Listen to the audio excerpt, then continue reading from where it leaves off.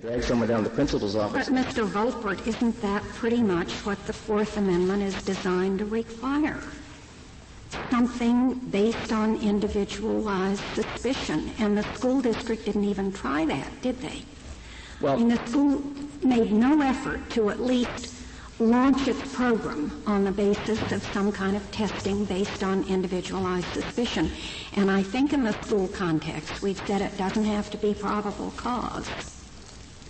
But there was no effort made to do that, was there? There was no, let me draw a distinction, Justice O'Connor. There was no drug testing program based on reasonable suspicion. Right. The district took many, many steps to try to solve it as a behavioral problem of observing behavior. Let me ask you this.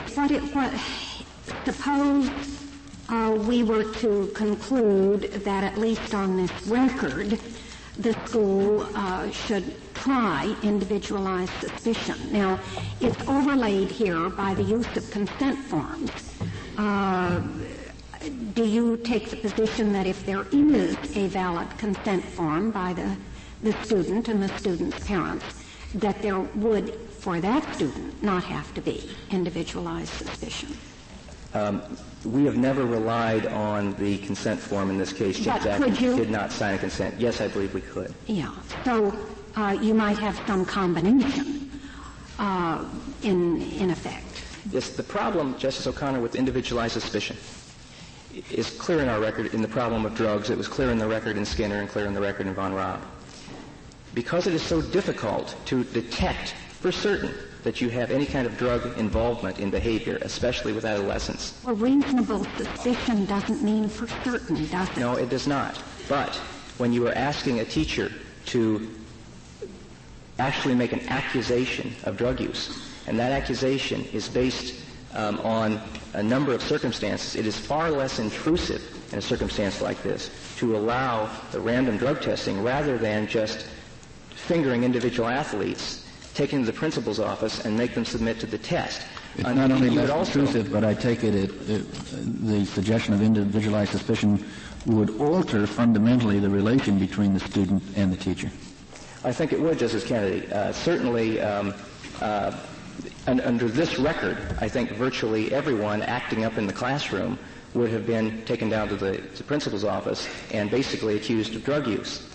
In this situation, contrary to the position... Not accused, just asked to be tested. Isn't that the proposal? Except that in the situation of individualized suspicion, you are telling an individual student, I believe that you are using drugs. And I think the court must focus on the burden that places on teachers to actually make that type of accusation. They are not experts in the field. Combined, however, if all the school wants to do is test student athletes, and if all but a handful have signed valid consent forms, I assume as to those with valid consent forms that the existing program could be used. That leaves you with a handful of people who decline to sign a consent form, I suppose. That would. Another problem with reasonable suspicion, of course, is that in the case of drug use, most of the time you're going to miss it. That may be the primary problem. The expert testimony is that 90% of the time you're not going to detect drug use. How long was this random testing in effect in the school? It began in the fall of 1989, and the decision from the Ninth Circuit was rendered last spring. And during that interval of time, how many tests turned up positive? I believe the testimony was an estimate from the superintendent, 2 or 3. Must have been a very effective program.